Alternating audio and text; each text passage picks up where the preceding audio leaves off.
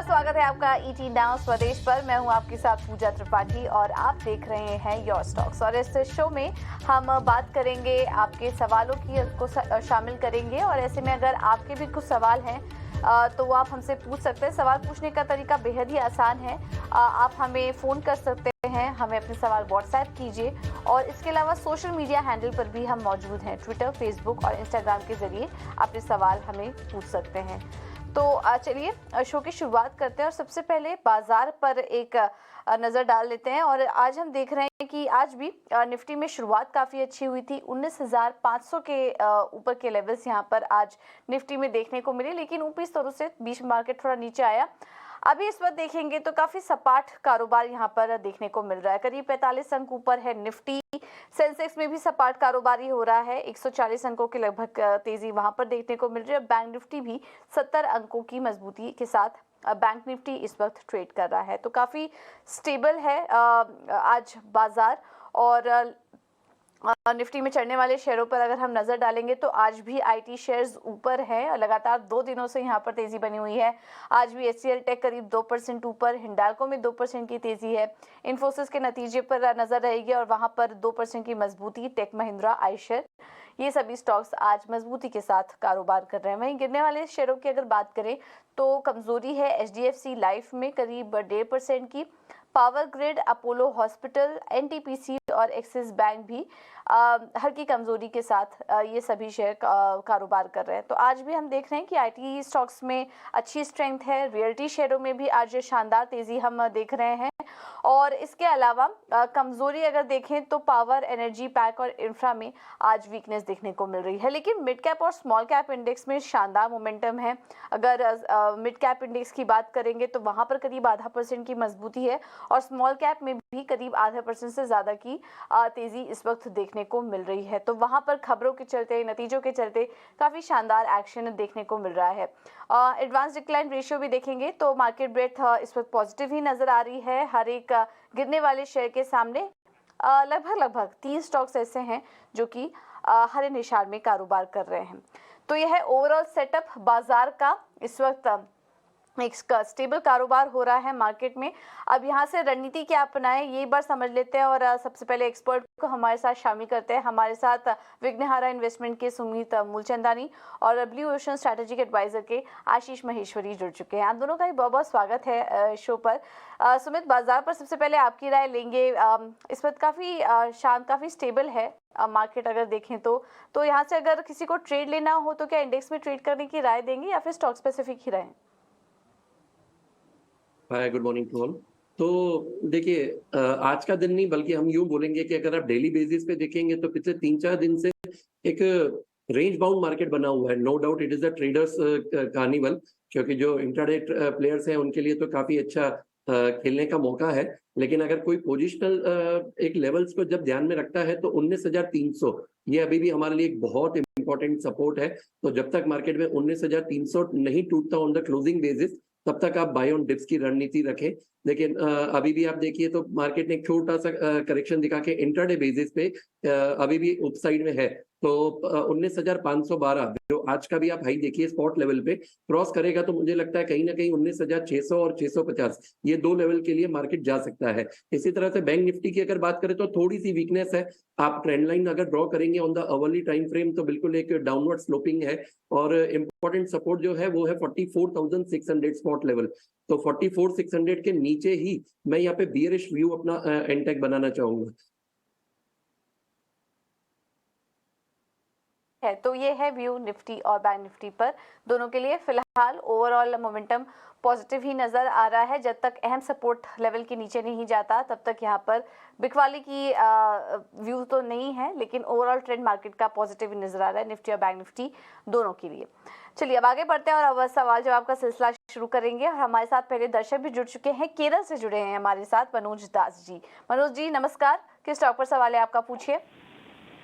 जी, मेरा एक तो एमआरपीएल के बारे में था, एक टाटा मोटर्स के बारे में था। एमआरपीएल मैंने 40 रुपए में खरीदा कोविड के टाइम पर, और एक टाटा मोटर्स खरीदा 290 के आसपास।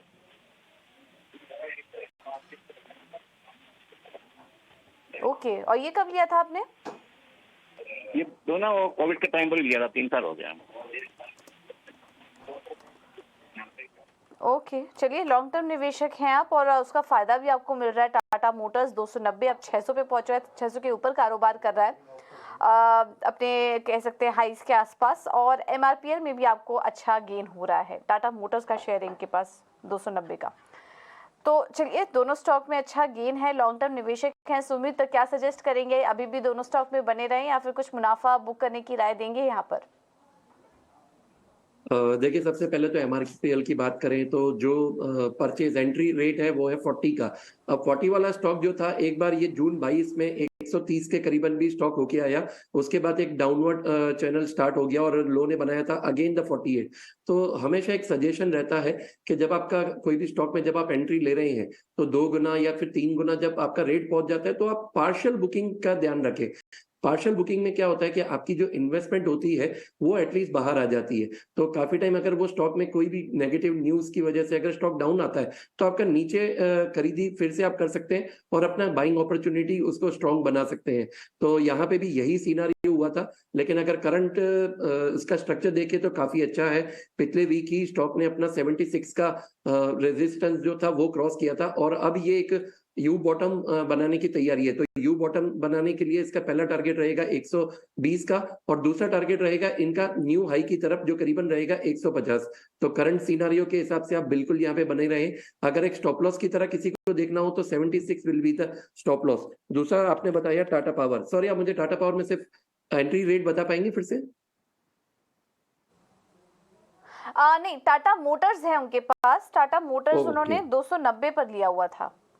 टाटा मोटर्स में कुछ चिंता वाली बात है नहीं, स्ट्रक्चर और फंडामेंटल दोनों के दोनों स्ट्रांग है। बिल्कुल आप बने रहिए। एक डिस्क्लेमर है हमारे पास भी और हमारे क्लाइंट्स के पास भी, पोर्टफोलियो में फॉर द लॉन्ग टर्म बिल्कुल स्टॉक बना हुआ है। आप इसे बिल्कुल बेफिक्र होकर रखिए। जो हमारा ओवरऑल टारगेट है for the next 1 year that is around 760। ठीक है, तो ये है टाटा मोटर्स पर व्यू, बने रहने की राय, और एमआरपीएल में भी आप 150 के लेवल्स के लिए होल्ड कर सकते हैं। दोनों स्टॉक में कोई दिक्कत नहीं है, स्टॉक सिलेक्शन अच्छा है आपका, और अभी और तेजी के लिए अगर आपको पैसे की जरूरत ना हो तो होल्ड करके रखिए दोनों स्टॉक्स को। अगला सवाल, अगले दर्शक हमारे साथ कोलकाता से जुड़े हैं अजीत। अजीत जी नमस्कार, किस स्टॉक पर सवाल है आपका, पूछिए। हेलो मैडम, मेरे पास में अवंती फीड है, 300 से 388 की बाइंग है, 1 साल का टाइम फ्रेम है, इसके बारे में थोड़ा बताइए ना। ठीक है ठीक है, चलिए हमारे साथ आशीष महेश्वरी जी भी जुड़ चुके हैं। Ashish ji thank you so much समय देने के लिए अपना। तो एक दर्शक ने अभी सवाल पूछा है अवंती फीड्स पर, और इनका जो व्यू है वो 1 साल के लिए ही है। क्या करें, ये बने रहे स्टॉक में? 388 पर लिया था, थोड़ा निचले लेवल पर मेरे ख्याल से हाल फिलहाल की खरीदी की लग रही होगी, और वहां से स्टॉक चला भी है, तो फिलहाल तो ये मुनाफे में है, लेकिन होल्ड करें स्टॉक को 1 साल के लिए? जी बिल्कुल, फंडामेंटली देखा जाए तो काफ़ी बेहतरीन कंपनी है। 300 करोड़ से ज़्यादा का मुनाफा कंपनी का लास्ट ईयर रहा था, करीब 20% का प्रॉफिट में ग्रोथ भी हमें देखने को मिला है। और ये ओवरऑल एक सेक्टर में बहुत ज़्यादा कंपनियां नहीं हैं, तो जो कंपनियां हैं जो अवंती फीड जैसी कंपनियां, उनको हमेशा एक प्रीमियम वैल्यूएशन मिलता रहेगा। तो मेरी सलाह रहेगी कि आप स्टॉक में बने रहें। जो इसका 52 वीक हाई शायद 525 रुपये के आसपास था, यदि 1 साल रखेंगे तो बिल्कुल वहाँ तक जाने का पोटेंशियल है। और इनफैक्ट किसी भी गिरावट पे 370-75 पे स्टॉक मिलता है आगे, तो इनफैक्ट आप और भी बाय कर सकते हैं। ओके ठीक है, तो अवंती फीड्स आप बने रहिए, कोई दिक्कत वाली बात नहीं है, चाहे तो और खरीदारी भी कर सकते हैं। चलिए अब वक्त हो चला है हमारे नेक्स्ट सेगमेंट का, ऑप्शंस के चैंपियन।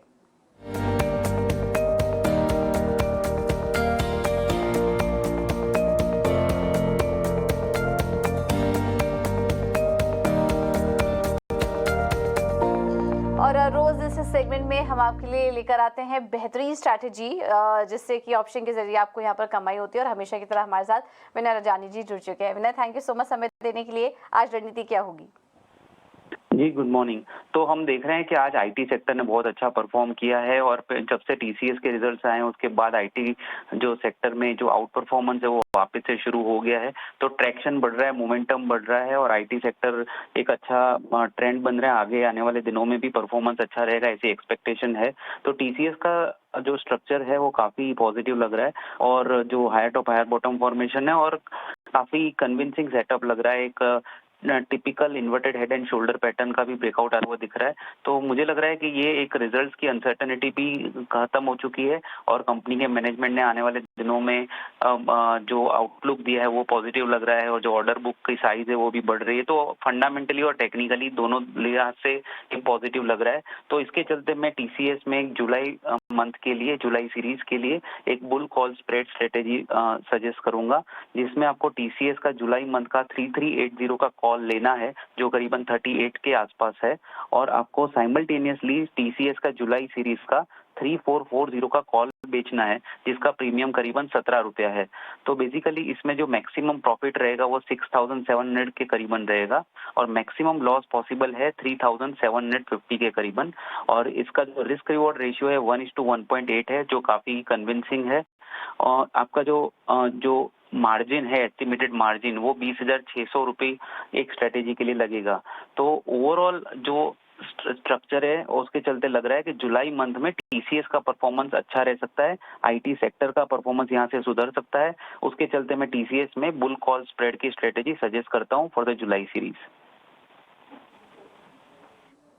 बिल्कुल। तो आईटी स्टॉक्स आज अच्छे भी लग रहे हैं और ऐसे में ऑप्शन के जरिए भी टीसीएस में कमाई के मौके और स्क्रीन पे आपके ये रणनीति चल रही है। अधिकतम मुनाफा 6,746 का और नुकसान 3,754 का है। इस कॉल ऑप्शन को खरीदने की राय यहाँ पर आपको दी जा रही है और 3,440 का कॉल आप बेच के चल सकते हैं। ठीक है, तो ये रणनीति है टीसीएस पर। विनय, थैंक यू सो मच आपका समय देने के लिए और रणनीति सुझाने के लिए वाली पर नजर डालते हैं। व्हाट्सएप पर मुकेश तिवारी जी का सवाल आया है। नौसिल पर इनका सवाल है 500 शेयर 222 पर लिया है, वहां से तो ये स्टॉक काफी टूट चुका है। क्वांटिटी भी इन्होंने काफ़ी ज़्यादा ले रखी है इस स्टॉक की, इस वजह से नुकसान भी काफ़ी है। तो सुमित सजेस्ट करिए नौसिल में क्या किस तरह की चाल देख रहे हैं आप?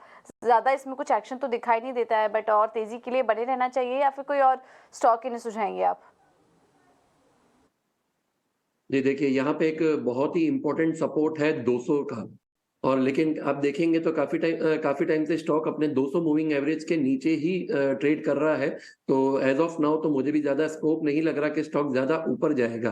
तो यहाँ पे अगर इनको बने रहना है तो मैं बोलूंगा 200 के एक स्टॉप लॉस से बनी रहिए। 210 का करंट मार्केट प्राइस है। वीकली क्लोजिंग कोई भी अगर 200 में ब्रेक करेगा तो स्टॉक की संभावना है और ये नीचे तक जा सकता है और यहाँ से 180 और 170 के लेवल्स भी आ सकते हैं। So it is better to be safe with the stop loss.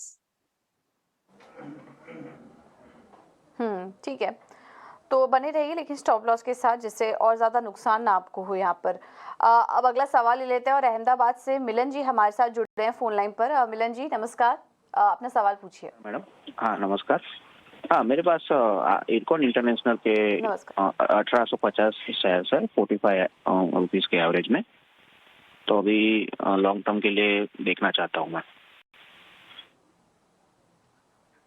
Okay, congratulations, आपको काफ़ी अच्छे लेवल पर एंट्री ली थी। उसके बाद हम देख रहे थे जिस तरह से रेलवे स्टॉक्स चले, इरकॉन में भी उसी तरह की तेज़ी बनी। बट आशीष जी, इरकॉन हम काफ़ी समय से देख रहे हैं एक रेंज में फंस चुका है। काफ़ी शानदार तेज़ी आई थी, 40 से 80 का हो चुका है स्टॉक, ऑलमोस्ट दोगुना, और इन्हें भी शानदार मुनाफा हो रहा है। बट अब क्या करें, 80 के आसपास पहुँचकर और तेज़ी के लिए रुकना चाहिए या फिर एग्जिट कर लें?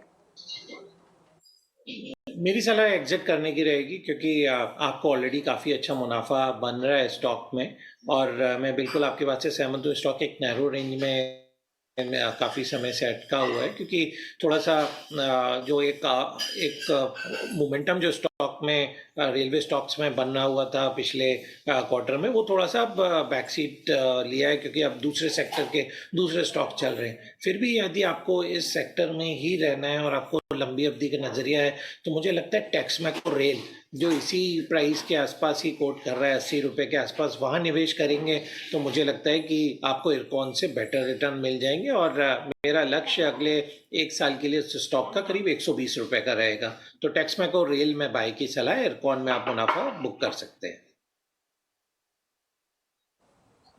तो क्लियर कट स्ट्रैटेजी, इरकॉन में मुनाफा बुक कर लीजिए चाहे तो, और टेक्समैको रेल अच्छा लग रहा है, 120 के लक्ष्य के लिए आप यहां पर एंट्री ले सकते हैं।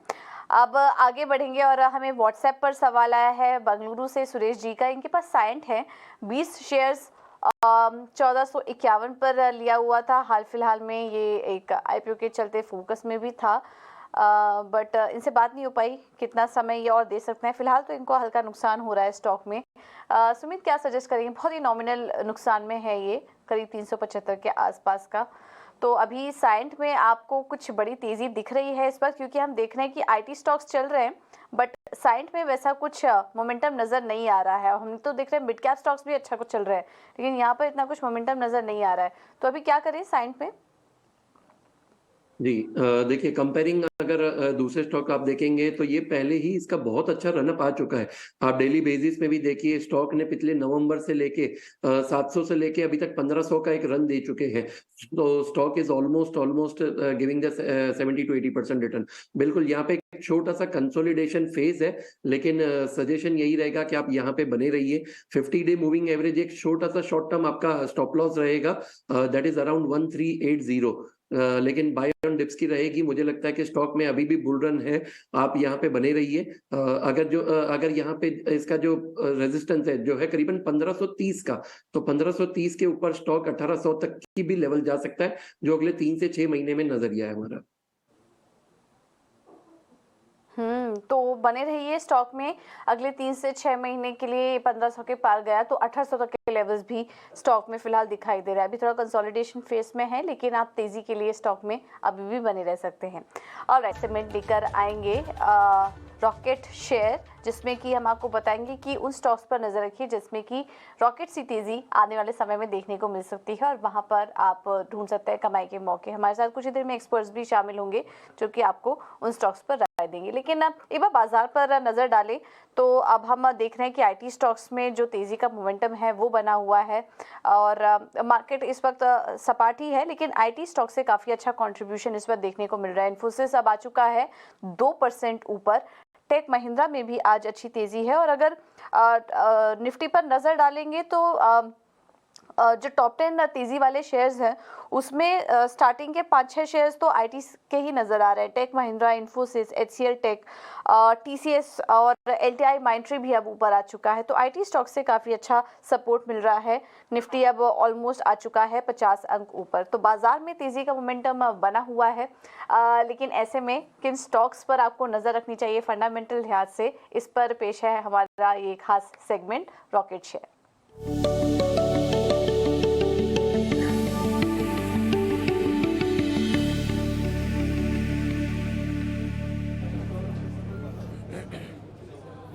नमस्कार, मार्केट गपशप में आपका स्वागत है। आपके साथ में अभिषेक और मेरे साथ है मेरे सहयोगी शरद दुबे। भारत अंतरिक्ष में एक बड़ी उपलब्धि हासिल करने के लिए तैयार है। चंद्रयान 3 के साथ भारत रूस, अमेरिका और चीन के बाद चंद्रमा पर अपना झंडा फहराने वाला चौथा देश बन जाएगा। और इसी मौके को खास बनाने के लिए, सेलिब्रेट करने के लिए हम बात करेंगे ऐसे शेयरों की जिन्होंने इस साल चंद्रयान जैसी ऊंची उड़ान भरी है। जी हां, ऐसे तमाम शेयर हैं जो सिर्फ 6 महीने के समय में डबल हो गए हैं या फिर ट्रिपल हो गए हैं। 100%, 200%, 300% तक के रिटर्न्स दिए हैं, और ज्यादातर ये वो शेयर हैं जो मिड कैप सेगमेंट से ताल्लुक रखते हैं। सवाल ये है कि क्या ये जो चाल पकड़ी है शेयरों ने, जो रॉकेट वाली रफ्तार भरी है, क्या ये रॉकेट की रफ्तार इन शेयरों में जारी रहेगी या फिर आपके लिए मुनाफा वसूली करने का समय अब आ गया है? इस पर चर्चा करेंगे, और इस खास शो में हम आपको बताएंगे कि रॉकेट जैसी रफ्तार वाले इन शेयरों में आपको करना क्या है। और इस काम में मदद करने के लिए मेरे साथ हैं मेरे सहयोगी शरद दुबे, और इन्वेस्ट शॉपे के आशीष कपूर को भी जोड़ेंगे आगे शो में, और उनसे समझेंगे कि करके कि इन शेयरों में करना क्या है। पहले शरद के पास चलते हैं। शरद, निश्चित तौर पर आज काफी एक गर्व का दिन है। चंद्रयान 3 लॉन्च के लिए बिल्कुल तैयार है। आसमान में जाएगा। 40-45 दिन बाद चंद्रमा पर हम उम्मीद कर रहे हैं कि सॉफ्ट लैंडिंग होगी। लेकिन बहुत सारे शेयर भी ऐसे हैं जो चंद्रयान से हम ये कह सकते हैं बल्कि तेज रफ्तार से चले, ये तो 100%, 200%, 300%। देखिए रॉकेट वाले शेयर्स तो लिस्ट में आपने बोला, अब हम जो है आपको बताने वाले हैं कि कौन से ये स्टॉक्स हैं, और ये हमारी एक क्राइटेरिया थी, एटलीस्ट 3000 करोड़ का जो मार्केट कैप है उससे तो ज़्यादा होगा ही। उसमें फिर 2023 में हमने देखी कि कौन से स्टॉक्स डबल हुए हैं या उससे ज़्यादा हुए हैं, तो अब बिना विलंब किए जो है कौन से रॉकेट वाले स्टॉक्स है उस पर हम फोकस करते हैं। तो ठीक है, तो बताइए कौन से शेयर हैं, जरा लिस्ट एक बार शरद पूरी बता दीजिए ताकि लोग उसको नोट कर लें, जिसको फोटो खींचना फोटो खींच के रख लें, क्योंकि जो काम आसान करेंगे ना वो करेंगे आशीष जी, इन्वेस्ट टॉपिक के आशीष कपूर हमारे साथ जुड़ने वाले हैं। लेकिन शरद पहले आप लिस्ट बताइए। जी बिल्कुल, लिस्ट में बताते हैं। इसमें जिंदल सॉ, जेनटेक, न्यूक्लियस सॉफ्टवेयर जैसे स्टॉक्स देखें तो 200% के ऊपर उनका रिटर्न आया है। उसके बाद बात करेंगे तो इसमें Electra Green Tech, JBM Auto जैसे स्टॉक्स में जो है अच्छी तेज़ी आई है। सैक्सॉफ्ट इंजीनियरिंग है, उसके बाद जो है पटेल इंजीनियरिंग आता है, आपका केंटस्टेक्स आता है, डेटामेटिक्स आता है, और मसगांव डॉक जो डिफेंस नेम्स में भी बहुत नाम आ रहे हैं, इंफ्रा नेम्स आ रहे हैं, इसमें देख सकते हैं बहुत अच्छी तेज़ी देखने मिल रही है। टीडी पावर सिस्टम्स जो है अगला लिस्ट में देखेंगे, किर्लोस्कर ब्रदर्स, जीनस पावर जो स्मार्ट मीटर सोल्यूशंस के ऑर्डर आ रहे हैं इस पे देख रहे हैं 100% के ऊपर रिटर्न है। फिर लॉयड मेटल्स, एक्शन कंस्ट्रक्शन, और आखिर में जो है एल्कॉन इंजीनियरिंग, यहाँ पे 100% से ऊपर जो है इनका रिटर्न 2023 में देखने मिला। तो ये जो है लिस्ट है। शरद, इस लिस्ट में एक चीज जो मैं गौर कर रहा हूँ, ईवी प्ले वाली, इलेक्ट्रिक बसों वाली या फिर उससे जुड़ी टेक्निक वाली, बाकी इंफ्रा वाले स्टॉक्स की बड़ी भरमार है। जी बिल्कुल, इंफ्रा वाली पूरी ऑफकोर्स जो कैपेक्स है हो रही है, प्राइवेट कैपेक्स, उसमें इंक्रीज़ आया है। और याद रखिए जो है बहुत सारे जो ठेकेदारी स्टॉक्स होती है, जो हमने 18 हाउस स्वदेश में पहले भी बताया था, वो स्टॉक्स में देख रहे हैं अच्छी तेज़ी देखने मिल रही है। तो आई थिंक इसमें जो है ओवरऑल बहुत एक अच्छा मूवमेंट देखने मिल रहा है। कमाल की ये मूवमेंट्स हैं। चेन्नई पेट्रो, मजगांव डॉक में तो आपने ये 2023 का निकाला है, लेकिन अगर आप इसको एक साल में अगर निकालते शरद में, कई गुना ये शेयर हुआ है और ये तेजी थमती हुई दिख नहीं रही है, क्योंकि तमाम शेयर ऐसे हैं। आप चाहे जेनटेक उठा लीजिए, मजगांव डॉक उठाइए, Electra Green Tech, JBM Auto, ये तमाम जो शेयर हैं ये मल्टी बैगर साबित हुए हैं। और आपके मन में ना कई बार इनको देख के लालच सा आता होगा कि काश ये शेयर ले लिए होते, जिनके पास होंगे वो तो खुशी से झूम रहे होंगे। या फिर कई बार टेंडेंसी ये भी होती है शरद कि शेयर 20% चढ़ा, बेच के निकल गए, फिर वो 20 का 200% हो गया, फिर हाथ मलते हैं कि अच्छा काश रख लिया होता है इसको। ये बहुत इंपॉर्टेंट चीज़ होती है, स्पेशली ये सारे नाम जो है ना अभिषेक मिड कैप स्मॉल कैप में है, तो हमेशा जो है एक मूवमेंट रहता है कि ये मल्टी बैगर बनेगा कि मुनाफा वसूल ही करें। तो इसीलिए जो होते हैं हम अपने गेस्ट से पूछते हैं कि क्या करना चाहिए अब, तो ये बहुत एक इम्पॉर्टेंट चीज़ होता है। ठीक है, तो आशीष जी को जोड़ते हैं, आशीष जी से पूछते हैं। आशीष जी, बहुत शुक्रिया आपका समय देने के लिए, स्वागत है आपका 18 हाउस स्वदेश पर। सबसे पहले आपसे ये जानना चाहेंगे आशीष जी, जैसा कि हम चर्चा कर रहे हैं कि बहुत सारे शेयर ऐसे होते हैं जो 20-25% चढ़ते हैं और लोगों को ना लगता है कि शायद अब हमारा रिटर्न आ गया, अब निकल जाना चाहिए। अप्रोच क्या होनी चाहिए और बिजनेस कैसे पहचाने, मिड कैप में, स्मॉल कैप में कैसे बिजनेस पहचाने, और अगर शेयर मान लीजिए चलना शुरू करता है तो हमें पता कैसे लगेगा कि ये शेयर मल्टी बैगर साबित होने वाला है? थैंक यू सो मच, नमस्कार, thank you so much for having me over. देखो, कोई इतना इजी फॉर्मूला होता तो फिर तो बहुत ही अच्छी दुनिया होती। कोई ऐसा कोई सिंपल फॉर्मूला नहीं है, बट ये जरूर है कि तेजी में ऐसी चीजों के पीछे ज्यादातर नहीं भागना चाहिए। ये चीजें कन्वर्ट करनी चाहिए जब मंदी हो, मंदी के टाइम पे जो छोटे शेयर है वो काफी ज्यादा टूटते हैं और काफी अच्छे दामों में मिल जाते हैं। उस टाइम रिस्क रिवॉर्ड फेवरेबल होता है। अब काफी तेजी हो चुकी है, काफी चल चुका है। मैं नहीं कहूंगा कि अक्रॉस द बोर्ड, पर जनरली काफी चीजें होंगी जो ऑलरेडी अपने टारगेट या जो प्राइस है वो जितना एक्सपेक्टेड था वहां तक पहुंच चुकी होंगी, या उसके पास ज्यादा रिस्क रिवॉर्ड ज्यादा फेवरेबल नहीं होगा क्योंकि काफी चल भी चुके हैं। बट अगर आप बोले कि भी पूछा भी कैसे पता चलता है, आपको बेसिकली देखना है कौन सी कंपनी है जिसके पास एक कोई ऐसी यूएसपी है, या तो ऐसा कोई प्रोडक्ट है या ऐसा कोई सेगमेंट में उनकी बहुत अच्छी प्रेजेंस है जहां पे ग्रोथ एक तरह से आ रही है। इसमें काफी रिसर्च करने की जरूरत होती है। इसमें आप जरूरत है तो आप हेल्प भी ले सकते हैं, बट जनरली वही चीज बहुत ज्यादा चलती है जो कि एक नई चीज हो, नई टेक्नोलॉजी हो, या कोई ऐसा प्रोडक्ट हो जिसमें इमीडिएटली डिमांड इंक्रीज हो रही हो। जैसे पिछले कुछ सालों में हमने केमिकल्स में देखा था, केमिकल्स की एकदम से चाइना से प्रोडक्शन यहाँ पे आनी शुरू हुई, तो केमिकल के स्टॉक्स बहुत चले।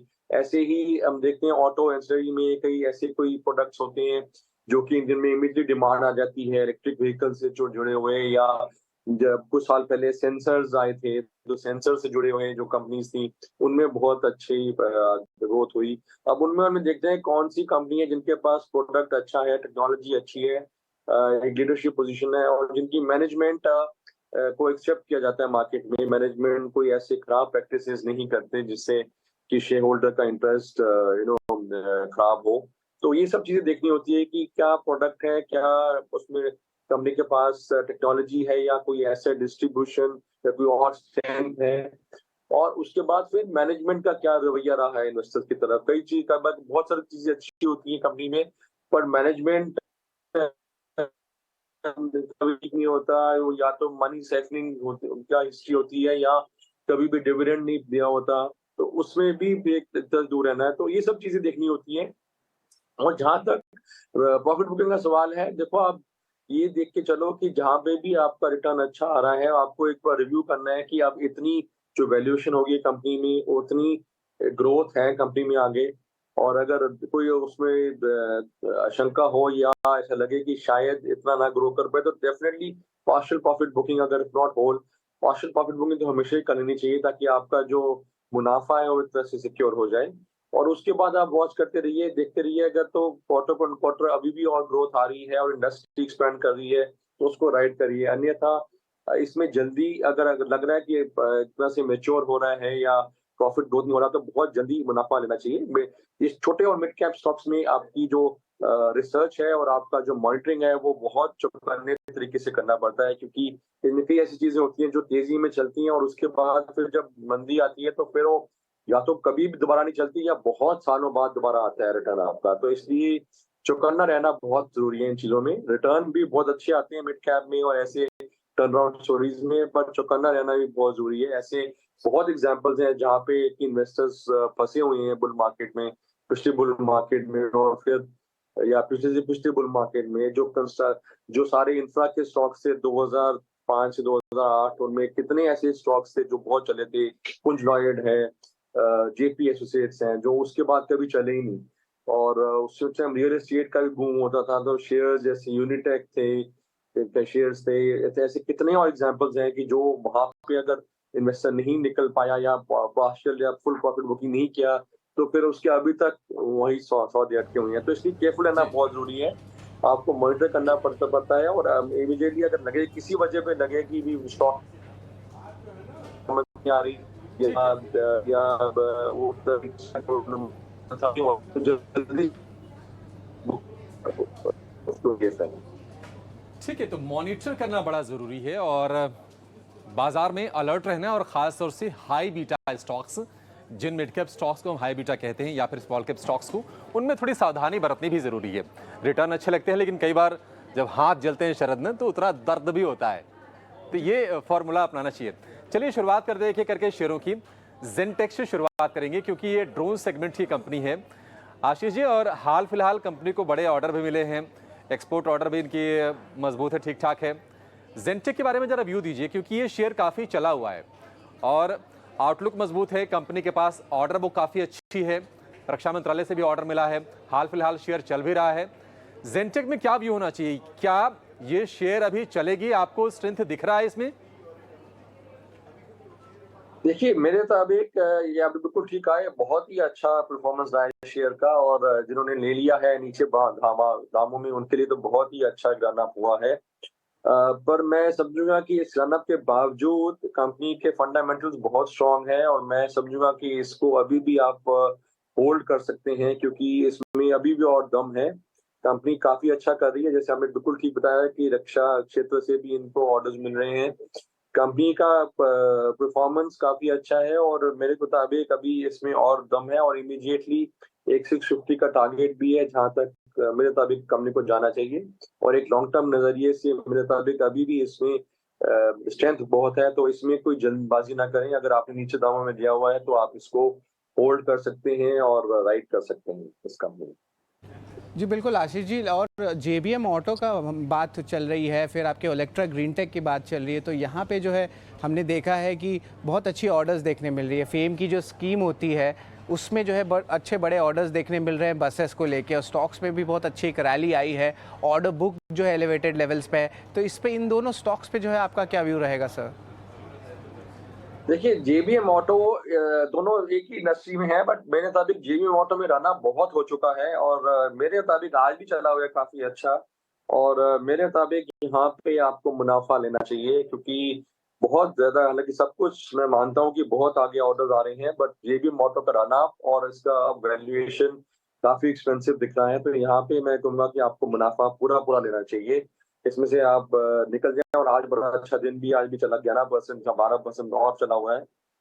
JBM ऑटो में से प्रॉफिट बुकिंग इस तरह होगी। ओलेक्ट्रा ग्रीन रिलेटिवली काफी अच्छा लग रहा है, उसमें भी रनअप काफी हो चुका है, and not at this value, but अगर थोड़ा नीचे आता है किसी वजह से, तो नीचे के लेवल्स पे आप धीरे करके एक्यूमुलेट अभी भी कर सकते हैं ओलेक्ट्रा ग्रीन को। बट JBM ऑटो इस रेट पे बिल्कुल सेल बनता है, और दोबारा बाइंग तभी बनेगी अगर ये 1200 के आसपास दोबारा आए। तो यहाँ पे JBM ऑटो में सेल है, और ओलेक्ट्रा ग्रीन में बाइंग ऑन डिप्स है। 350 से जर्नी की शुरुआत हुई थी JBM ऑटो की, 1500 रुपए के ऊपर निकला शरद ये। और कई बार बाजार में अच्छा होता है, क्योंकि बाजार में आप पैसे कमाने के लिए आते हो तो कमाओ ना, जो आपको मुनाफा हो रहा है उसको बेच के ले लो, उसके बाद जो नीचे अगर शेयर आए फिर से मौके बन जाएंगे। तो वैल्यूएशंस का भी सम्मान करना बड़ा जरूरी है बाजार में। जी बिल्कुल, और यही आशीष जी बता रहे हैं। जी बिल्कुल, और यही है, और यही नहीं है। अभिषेक, इंटरेस्टिंग बात बता दो, कुछ IT के भी नाम्स आ रहे हैं स्मॉल कैप। ऑफ कोर्स ऊपर के लेवल पे बड़े IT स्टॉक्स चल रहे हैं, लेकिन इन स्टॉक्स पे फोकस करते हैं। सबसे पहला आता है न्यूक्लियस सॉफ्टवेयर, यहाँ पे भी स्टॉक्स में बहुत अच्छी तेजी आई है।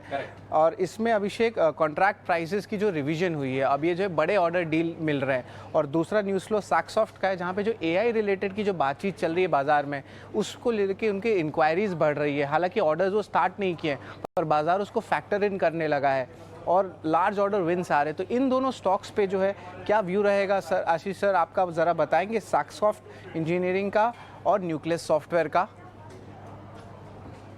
देखिए, न्यूक्लियस सॉफ्टवेयर तो मेरे मुताबिक होल्ड है, क्योंकि अभी इसमें और भी दम है, और कंपनी मेरे मुताबिक काफी अच्छा कर रही है, और आगे अभी इसका जो स्ट्रेंथ है वो अभी जारी रहेगी। और मेरे मुताबिक इसमें आप होल्ड कर सकते हो, 1250 का एक टारगेट आप रख सकते हो माइंड में, और इसको होल्ड कर सकते हो।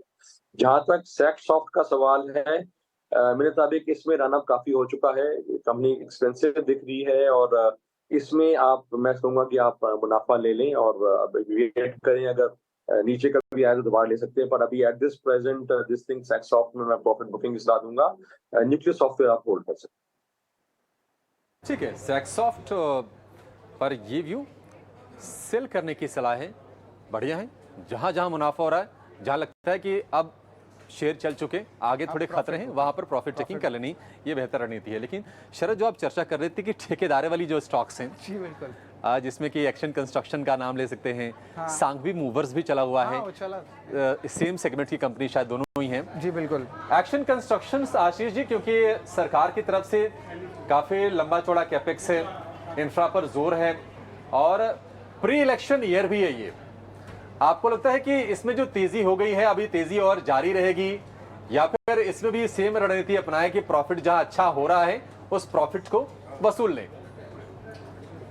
देखिए, एक्शन कंस्ट्रक्शन मेरा काफी फेवरेट स्टॉक रहा है, मैंने काफी सालों से इसको ट्रैक किया है। कंपनी में मेरे को कोई दो राय नहीं, कंपनी बहुत अच्छी है, फंडामेंटल स्ट्रेंथ इसकी लाजवाब है, और जिस सेगमेंट में ये कर रहे हैं वहाँ पे बहुत तरह से टेलविंड्स आती हैं, क्योंकि जो क्रेन्स हैं इनकी डिमांड आगे बढ़नी है, चाहे रोड्स हो या बाकी जो इंफ्रा प्रोजेक्ट्स हो, तो बहुत अच्छे फंडामेंटल्स हैं। पर इसमें भी रनअप मेरे मुताबिक काफी हो चुका है, तो मैं इसमें पार्शियल प्रॉफिट बुकिंग सलाह दूंगा, क्योंकि अभी आप रनअप इतना हो चुका है, पूरा ना निकले, क्योंकि डिसीजन आया कि मेरे को स्टॉक बहुत पसंद है, तो इसमें थोड़ा तो जरूर पोर्टफोलियो में रखना चाहिए। पर पार्शियल प्रॉफिट बुकिंग मैं सलाह जरूर दूंगा कि थोड़ा सा मुनाफा जरूर लें, क्योंकि रनअप बहुत हो चुका है, और थोड़ा मुनाफा लेके रखें, और कभी जब नीचे की तरफ आता है तो दोबारा नीचे बाइंग कर सकते हैं। पर अभी क्योंकि रनअप इतना ज्यादा हो चुका है कि पार्शियल प्रॉफिट बुकिंग मेरे मुताबिक बनती है। ठीक है, पार्शियल प्रॉफिट बुकिंग की सलाह है एक्शन कंस्ट्रक्शन के शेयर में, लेकिन मझगांव डॉक को भी हमें नहीं भूलना चाहिए, क्योंकि डिफेंस के शेयर हाल फिलहाल बहुत चल रहे थे। पीएम मोदी अब फ्रांस के दौरे पर भी हैं और 90,000 करोड़ रुपए की डील की उम्मीद की जा रही है, और 3 स्कॉर्पियन सबमरीन को लेकर जो खबरें आ रही हैं उससे फायदा होगा मझगांव डॉक को। लेकिन ये शेयर बहुत चला है, 1700 रुपए के ऊपर के हमने भाव देखे, अब थोड़ा सा ऊपरी स्तर पर सुस्ताने की कोशिश हो रही है। लेकिन क्या यह सुस्ती लंबी खींचेगी शरद, ये सवाल है। रनअप तो अमेजिंग रहा है। आईपीओ से तो ऑलमोस्ट 6 गुना हो चुका है मझगांव डॉक का प्राइस। अब सोचिए रिसेंट रैली कितना स्ट्रांग हुआ है, तो ये बहुत बड़ा चीज़ हो गया है। लेकिन ऑर्डर बुक भी स्वेलअप हो गया, जो रेवेन्यू विजिबिलिटी आती है ऑर्डर बुक की, वो अभी 5 साल से बढ़ के अब 6 से 7 साल हो चुकी है, और बड़ी ऑर्डर जो है फ्रेंच गवर्नमेंट के साथ आ सकती है। तो ऑफकोर्स मझगांव डॉक में तो आप कह सकते हैं अच्छी मोमेंटम है। लेकिन एक कंपनी है मेटल स्पेस से, जिंदल सॉ का, ऑफकोर्स यहाँ पे मझगांव डॉक के बारे में जरा राय लेते हैं। ठीक है, वो ले लेते उसके बाद करते हैं। हाँ आशीष जी, मझगांव डॉक इसने भी अपने रिटर्न से सरप्राइज किया है और लगातार लंबे चौड़े रिटर्न्स दिए हैं, शेयर चलता गया है, ब्रेक लगा नहीं है, अब जाके शायद अब ब्रेक लगता हुआ दिख रहा है। आपका असेसमेंट क्या कहता है मझगांव डॉक? वैसे डिफेंस की स्टोरी को लेकर किसी को शक नहीं है, लेकिन फिर भी जिसके पास शेयर है, जिसके मन में सवाल उठ रहे हैं कि क्या इसमें से पैसे अब निकाल लें, कहीं और डिप्लॉय करें, उनके लिए सलाह क्या होगी आपकी? देखिए, मैं मझगांव डॉक में का चल चुका है, इसमें पॉजिटिव फैक्टर्ड इन है, और मेरे मुताबिक यहाँ पे आप प्रॉफिट बुकिंग कर सकते हैं। अगर फुल नहीं करनी तो पार्शियल तो जरूर करें, क्योंकि बहुत आना हो चुका है, और मेरे मुताबिक तो फुल भी कर सकते हैं, कोई हानि नहीं, क्योंकि काफी चल चुका है। और मेरे मुताबिक इसमें जो भी पॉजिटिव्स हैं ऑलरेडी प्राइस में हैं, और इनफैक्ट प्राइस का रन अप बहुत ही ज्यादा हुआ है, इसमें जल्दी जल्दी प्रॉफिट लेना ही बेटर रहेगा। जी बिल्कुल। सर, इंजीनियरिंग स्टॉक्स पे भी बात कर रहे थे, जो एक्सटेंशन कर रहे थे, तो यहाँ पे 2 स्टॉक्स आ रहे हैं, पटेल इंजीनियरिंग और एल्कॉन इंजीनियरिंग। अब पटेल इंजीनियरिंग में ऑफकोर्स ग्रोथ आउटलुक अच्छा है और ऑर्डर्स भी बहुत अच्छे आए हैं, लगभग 7,700 करोड़ का ऑर्डर जो है आया है, और एक्सपेक्टेशन है कि FY24 में भी एक अच्छी स्ट्रेंथ है। और वही एल्कॉन इंजीनियरिंग की बात करें तो यहाँ पे भी स्ट्रॉन्ग ऑर्डर फ्लो आपको स्टील, शुगर, माइनिंग और एक्सपोर्ट इंडस्ट्रीज में दिख रहा है। तो इन दोनों स्टॉक्स में आपकी क्या राय रहनी चाहिए? देखिए, मेरे मुताबिक ये दोनों काफी अच्छे हैं, और इंजीनियरिंग में अभी भी मेरे मुताबिक स्कोप बहुत है। जिस तरह से इंफ्रा डेवलप हो रहा है और जिस तरह से डिफरेंट सेगमेंट्स में हमारी डिमांड आनी है आगे चल के, दोनों में रन अप है, पर मेरे मुताबिक दोनों अभी भी अच्छी हैं। पटेल इंजीनियरिंग आप अभी भी खरीदारी भी कर सकते हैं, और इसमें टारगेट 65 का रहेगा, और एल्कॉन इंजीनियरिंग में टारगेट 750 का रहेगा। दोनों में मेरी होल्ड की सलाह है, और अगर आपको के पास लॉन्ग टर्म इन्वेस्टमेंट के लिए है तो पटेल इंजीनियरिंग आप बाय भी कर सकते हैं, और एल्कॉन इंजीनियरिंग भी आप अगर डिप आता है तो उसमें भी खरीदारी कर सकते हैं। ठीक है, पटेल इंजीनियरिंग और एल्कॉन इंजीनियरिंग दोनों पर भरोसा बरकरार है आशीष जी का, इसमें आप नई खरीदारी भी कर सकते हैं, इन शेयरों में बने रहने की सलाह है आशीष जी की तरफ से। लेकिन पावर स्पेस में, जो पावर यूटिलिटीज़ में जो काम करते हैं ना शरद, वहाँ पर भी क्या ज़बरदस्त तेज़ी है? हम देख रहे हैं कि जीनियस पावर, ये शेयर लगातार दौड़ रहा है। इसके अलावा टीडी पावर की बात करें, इसमें भी लगातार तेज़ी बनी है। पावर में कुछ सेलेक्ट पॉकेट्स में आशीष जी पावरफुल हमने रैली देखी है, फ्रंट लाइनर्स थोड़े से पीछे छूटते हुए प्रतीत हुए हैं, और जो छोटे मोटे जो स्टॉक्स होते हैं जिन पर अक्सर लोगों की नज़र जाती नहीं है, वो लगातार तेज़ पावरफुल रिटर्न दे रहे हैं। क्या ये पावर पैक जो प्रदर्शन है पावर शेयरों का, आपको लगता है कि टीडी पावर, जीएनएस पावर ये जारी रहेगा, या फिर यहाँ भी मुनाफा वसूली कर लें? स्टॉक्स में रहना चाहिए। अभी जैसे मिड कैप्स हैं, इनमें मेरे मुताबिक जीनियस पावर अगर हिस्ट्री भी देखें तो हमेशा अच्छी तेजी में निकलना ही बेटर होता है, और मैं अभी भी समझूंगा कि इसका रन अप हो चुका है, इसमें आप अपना प्रॉफिट बुक करें। टीडी पावर अभी भी अच्छा लग रहा है, टीडी पावर में आप बने रह सकते हैं, बट जीनियस पावर में आपको मेरे मुताबिक मुनाफा लेना चाहिए। टीडी पावर का टारगेट आप 300 का रख सकते हैं, और जीनियस पावर में आपको मैं सेलिंग की सलाह दूंगा। बिल्कुल आशीष जी, लेकिन रेलवेज में भी जो है एक अच्छी मूवमेंट आ रही है। टीटागढ़ रेलवेज के बारे में बात करते हैं तो यहाँ पे भी स्टॉक में बहुत अच्छा जो है रिटर्न्स दिया है इन्वेस्टर्स को, और कंपनी भी एक्सपेक्ट कर रही है कि उनकी रेवेन्यूज डबल हो, मार्जिन्स डबल डिजिट पे, और बहुत स्ट्रॉन्ग ऑर्डर इनफ्लोज रेलवेज से है। तो इस पे आपकी क्या राय रहेगी? देखिए, रेलवेज में डेफिनेटली टर्न अराउंड हुआ है, और बहुत सालों बाद ये ऐसा, नॉर्मली हमेशा एक ट्रेडिंग स्टॉक्स होते थे, बट अब ये रेल के जितने भी स्टॉक्स हैं उन्होंने बहुत अच्छा प्रदर्शन किया है और इनमें कोई दो राय नहीं कि इनकी जो ऑर्डर बुक एक्चुअली एग्जीक्यूट बहुत अच्छी हो रही है। और पर रन अप बहुत हो चुका है टीटागढ़ रेल का। मैं समझूंगा कि बहुत रन अप हो चुका है, यहाँ पे मुनाफा लेना चाहिए, जरूर लेना चाहिए।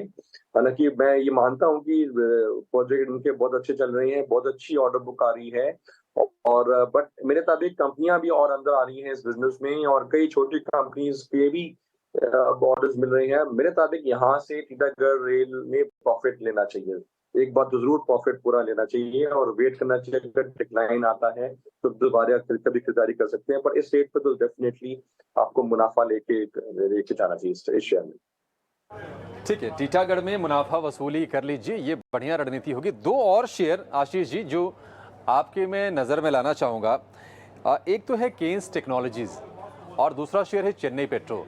केन्स टेक्नोलॉजी की बात करें तो कंपनी के पास करीब 2700 करोड़ रुपए के आसपास के ऑर्डर हैं। छोटी कंपनी है लेकिन उसके लिहाज से देखा जाए तो ऑर्डर ये बड़ा है। चेन्नई पेट्रो की बात करें तो क्रूड में जिस तरह से हमने एक कमजोरी का दौर देखा है, हालांकि अब क्रूड में उछाल धीरे धीरे आना शुरू हो गया है, ब्रेंट का भाव 80 के ऊपर निकल गया है, लेकिन इनके रिफाइनिंग मार्जिन और ठीक ठाक लेवल्स पर रहे हैं। और अच्छी चीज़ ये रही है कि कंपनी के कर्ज में भी कमी आई है। तो क्या चेन्नई पेट्रो को अभी समय और देना चाहिए? आपको लगता है कि निवेशित रहना ठीक है इसमें? देखिए, चेन्नई पेट्रो में रनअप बहुत अच्छा हो चुका है और मेरे मुताबिक ऑयल का जितना भी आप देख लें, खास करके जो गवर्नमेंट ओन ऑयल कंपनीज हैं वो एक तरह से बहुत ज्यादा ब्रेकआउट उनमें नहीं आता। किसी एक रेट पे कुछ महीने पहले चेन्नई पेट्रो एक बहुत ही अच्छा बाय था, बिल्कुल नो ब्रेनर था और वहां से बहुत अच्छा रनअप हो चुका है। और मेरे मुताबिक इस रनअप का फायदा उठा के आपको प्रॉफिट लेके जाना चाहिए, इसमें पूरा प्रॉफिट आपको लेके जाना चाहिए। और अगर अभी भी आप ऑयल सेक्टर में बना लेना चाहते हैं सर, एक तो सरकारी ऑयल कंपनी जो मेरे को काफी अच्छी लग रही है वो इंडियन ऑयल 96-97 रुपीज में मेरे मुताबिक बहुत अच्छा, अगेन जैसे जो चेन्नई पेट्रो था कुछ महीने पहले वैसा ही एक नो ब्रेनर स्टॉक है इंडियन ऑयल कॉर्पोरेशन। तो मैं समझूंगा कि आपको चेन्नई पेट्रो से निकल के इंडियन ऑयल में अपना निवेश करना चाहिए। वो आपके लिए दोनों चेन्नई पेट्रो का अच्छा मुनाफा भी हो जाएगा और इंडियन ऑयल में आगे जिस तरह से मेरे मुताबिक बहुत अच्छा मुनाफा आना चाहिए। और आशीष जी, हमारा जो सबसे पहला स्टॉक था जिसमें 219% रिटर्न आया 2023 में, वो है जिंदल सॉ। यहाँ पे रॉ मटेरियल प्राइस में जो गिरावट आया है, डेट रिडक्शन हो रही है, स्ट्रॉन्ग एक ऑर्डर बुक है, तो जिंदल सॉ के स्टॉक पे लेके आपकी क्या राय रहेगी? देखिए, जिंदल सॉ मेरे मुताबिक अभी भी रन अप और आना चाहिए, यानी कि आपने बताया काफी हो चुका है, पर मैं अभी भी समझूंगा कि इसमें काफी अच्छी फंडामेंटल्स हैं और कंपनी काफी अच्छा आगे चल के और करेगी और इसमें टारगेट मेरा 335 का है और मेरे मुताबिक इसमें अभी आप बने रह सकते हैं। ठीक है, जिंदल सॉ पर ये व्यू। तो ये तमाम बाजार के ऐसे रॉकेट हैं जिन्होंने उड़ान भरी है लगातार, अभी भी उड़ते जा रहे हैं, लेकिन क्या कुछ को जमीन पर आने की जरूरत है? कौन से उड़ते रहेंगे? एक एक करके हमने आशीष जी से सभी शेयरों के बारे में राय ली और आपके मन में जो भी सवाल थे हमने कोशिश की कि उन सवालों का हम निवारण जरूर करें शो में। मार्केट गपशप का यही मकसद है कि आसान भाषा में आपके काम की सारी जानकारी हम आप तक पहुंचाएं और शेयर भी बाजार से चुन के लाएं जो पोर्टफोलियो में आप करें तो आपको मालामाल करते रहेंगे, या फिर वो शेयर जहां पर मुनाफा वसूली करना ठीक रहेगा, ये भी हम जानते हैं। आशीष जी, आज इस चर्चा में आप जुड़े, आपका बहुत शुक्रिया हमारे दर्शकों को गाइड करने के लिए। शरद, आपका बहुत शुक्रिया। मार्केट गपशप के इस एडिशन में फिलहाल अपना इतना ही, लेकिन आप बने रेटिना स्वदेश के साथ। नमस्कार।